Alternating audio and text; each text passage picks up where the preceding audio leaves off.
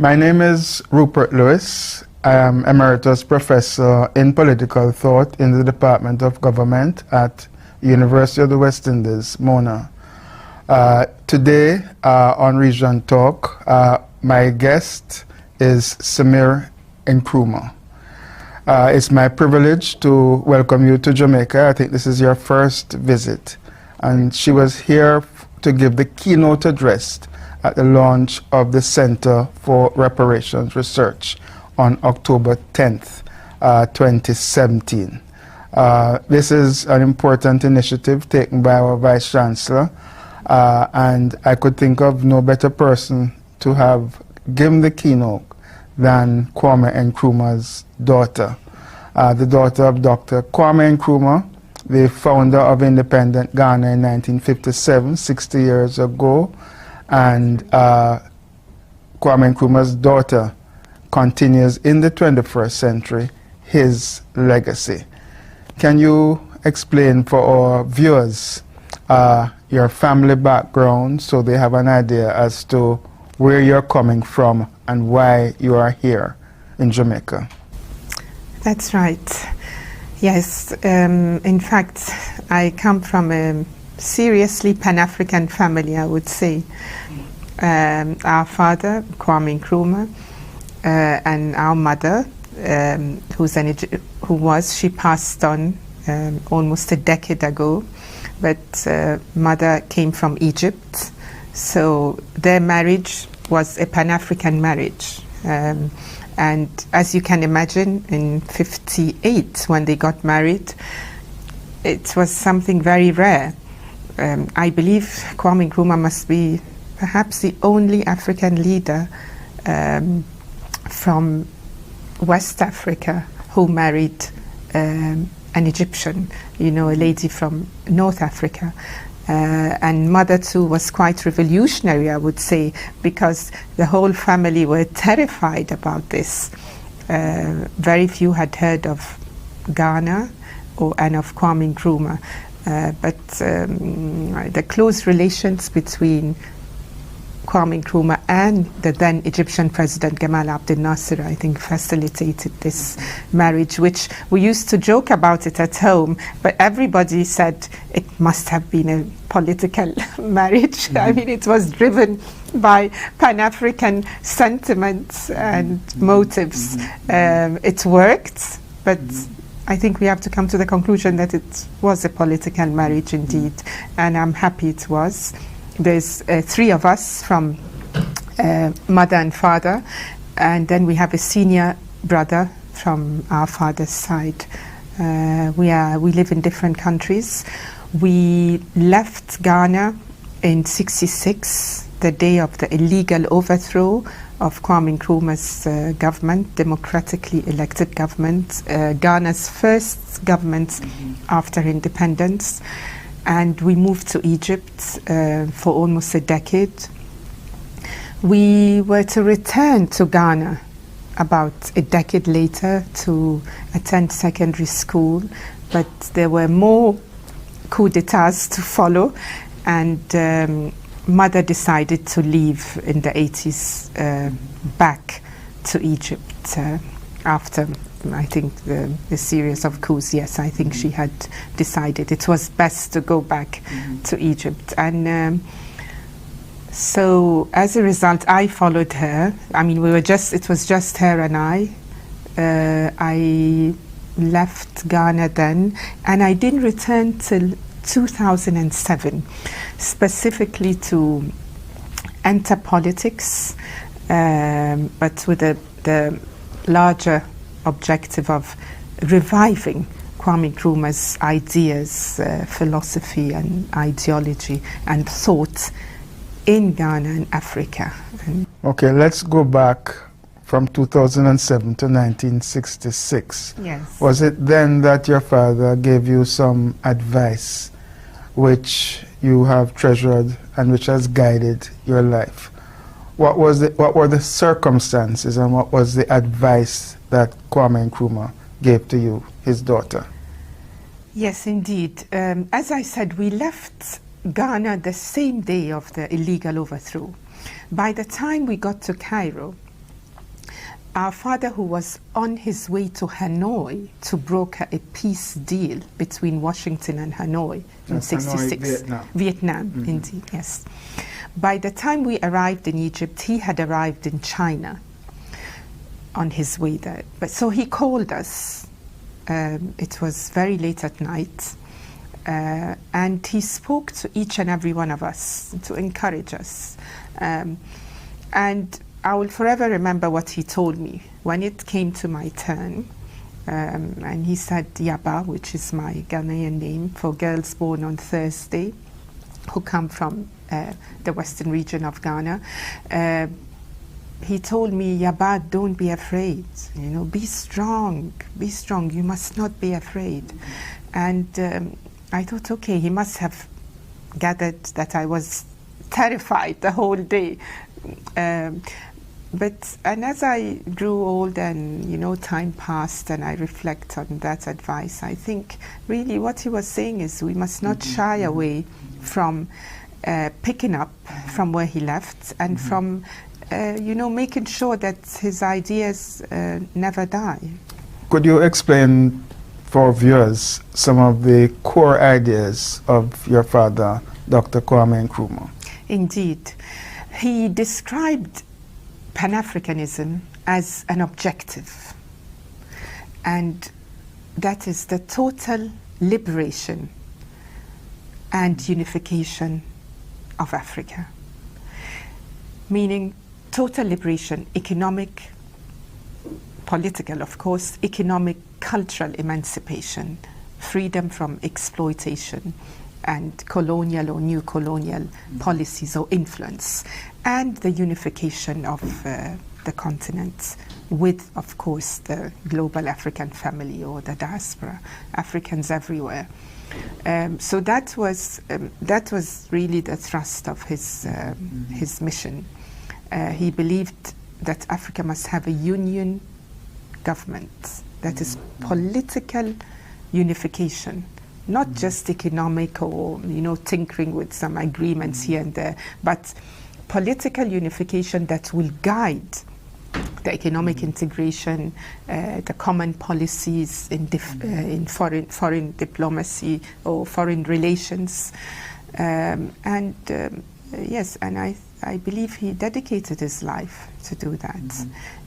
So it's Pan-Africanism, African nationalism, and of course he was a great believer in implementing socialist policies to eradicate poverty and inequality, and to bring about egalitarianism. And there are a number of humanism. West Indians who had an impact on him. Would you care to comment on these individuals? Yes, I mean, you know, he spent 10 years in the US and another 2 years in Britain before returning home to join the liberation struggle and eventually form his political party that led the country to independence.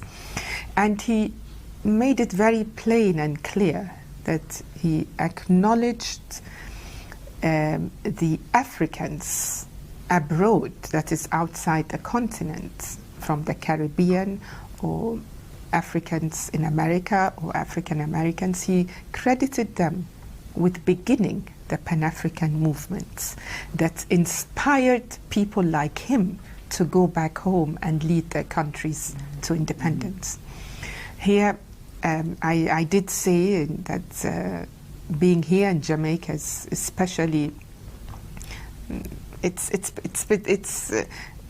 awe-inspiring, and it's it's very symbolic because he said in his autobiography that what influenced him the most from all the literature he read were the opinions and the philosophy and opinions of Marcus Garvey. That book he read, Africa for the Africans, the Back to Africa campaign.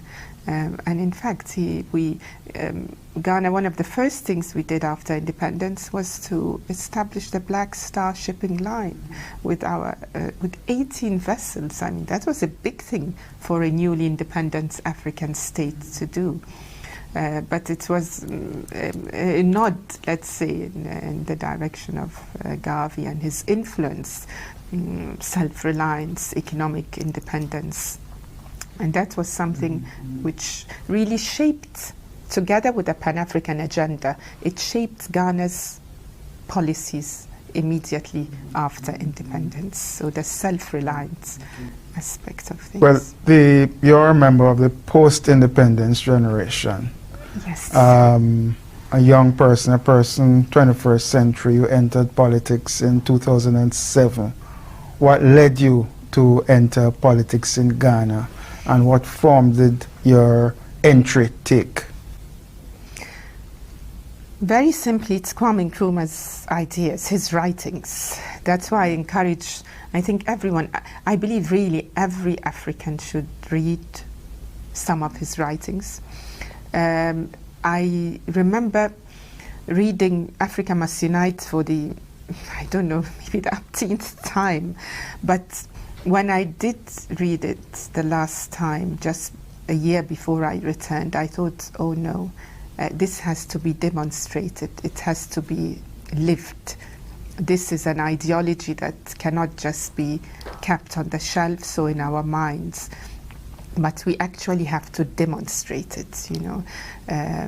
And there's no doubt in my mind that a united Africa politically and economically would actually change the destiny of our people's lives and will improve the quality of lives of our people considerably. It is the surest, fastest and most certain way to sustainable development for African countries and Africans. So you were asking me what made me... Yes, well, you've explained what made you. But going into representational politics is always a very complex entry. Indeed. So I want you to explain to us what your experience was. You have been a member of Parliament, you have been leader and chairman of the Convention People's Party. Yes. Can you give us some idea as to what your experience was? Yes, I could have returned home and just observed things, you know, and stayed outside the political sphere. But I was away for too long, I should say. So I felt that no, I need to come back and immerse myself fully into this activity.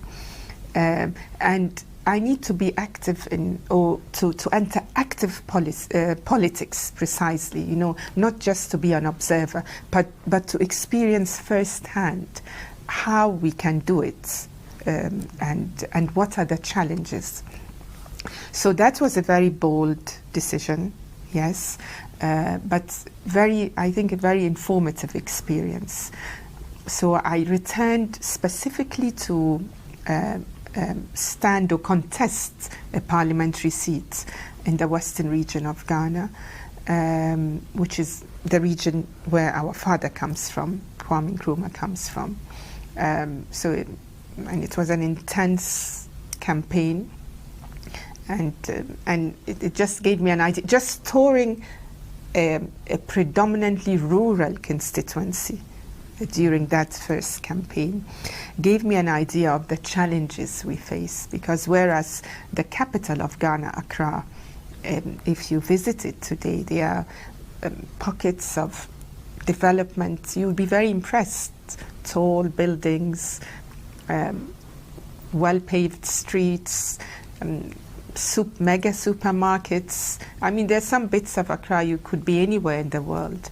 But rural Ghana is different. It's like, whereas Accra has progressed, or bits of it, but the vast majority of the country, especially the rural areas, are way, way behind in development, especially the schools. And so I saw all that, the schools, the lack of water, lack of electricity. And of course, that has a very strong impression on you, and it confirms the fact that we need a different development paradigm. We need to rely on our own ideologies to develop our own theories that are really put forward by our forefathers and mothers, born out of our experience, our culture, our history. So it really confirms, I would say, Kwame Nkrumah's strategy and policies, that we need to revisit them. We cannot ignore them. We cannot say they are only for the past. We need to revisit them and pick up from there and adapt whatever needs to be adapted for today's different circumstances. Why did you lose the seat if things went so well? Yes, I lost the seat. I was chairman of my party, which is one of the smaller parties. So I was campaigning, trying to find a national strategy for us. But I would say the main reason is that the governing party at the time put in a lot of effort to stop me. By that time, I had served in Parliament for a few years, and I had a different way of, obviously, it became clear that I have different objectives from the political establishment. I was forthright. I didn't play by the rules of that game. You could call me, I was a bit of a rebel. Nobody could really, none of the two big parties could make me vote with them for any other reason. So obviously I was behaving in a different way from, let's say, from most of the other, the new members of Parliament. And then, in our democratic dispensation, the political establishment uses very creative means to manipulate elections. One of the things that happened is that our voters' register increased in an unrealistic way. I don't recall the figures now, but like almost 15,000 added voters on the register, which could not have happened and did not happen in the first 4 years when I came to contest. So obviously there was manipulation, but it confirmed to me that the path we've chosen is radical, is revolutionary, and it's a price you pay for, I believe, for standing up and declaring, that. What was distinctive about your period of parliamentary representation? What is it that made it stand out from the other parliamentarians? Yes, I focused mainly on delivering or social intervention, we call it, delivering little projects, but also larger ones. I was most concerned with the lack of running water. So we did, I know it's a temporary measure, but we did a lot of mechanized boreholes. I was most concerned also with education, with how difficult it is for young people to complete their education, and I'm talking about even secondary education, not university level. So we instituted a scholarship scheme, even a little loan scheme. I mean, we tried to reach people directly. So people felt that, that there was that attempt to reach almost every community. And you are talking about constituencies with about 100 communities in, as I said, a predominantly rural. Okay, you are one of the founders of the Kwame Nkrumah Pan-African Center. Yes. Where is that located, and what is its mission? It's located in Accra for now, and we are mostly engaged in reviving Nkrumah's vision for Ghana and Africa in different forms. But one of the most important things we're doing is to republish his work and make it accessible to young people, to be able to disseminate his writings, because I think it's one thing to read what others say about Kwame Nkrumah, but when you read his own words, it's a different thing altogether. They are very empowering, very clear, and yes, they could change our destiny. I believe if these ideas get into young people's minds and hearts, I think it could change Africa's destiny. So we are very, I mean, to us it's very important. It's a priority. We've prioritized making his books and his words accessible. So publications, podcasts, and hopefully we can spread them around the whole world. Okay, you're here for the launch of the Center for Reparations Research. Yes. And I know the Vice Chancellor has made some criticisms of Africa's dilatory approach to reparations and lack of knowledge of the history of the transatlantic slave trade. What was your message as an African coming to Jamaica for the launch of the center? Yes, it was very important for me to come.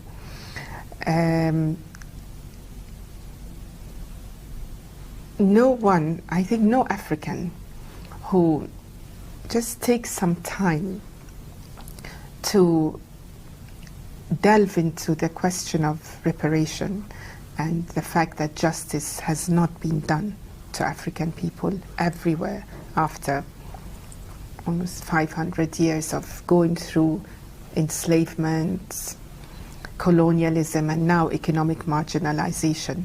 I think no African can remain immune, from some kind of empathy with the reparation movement or process.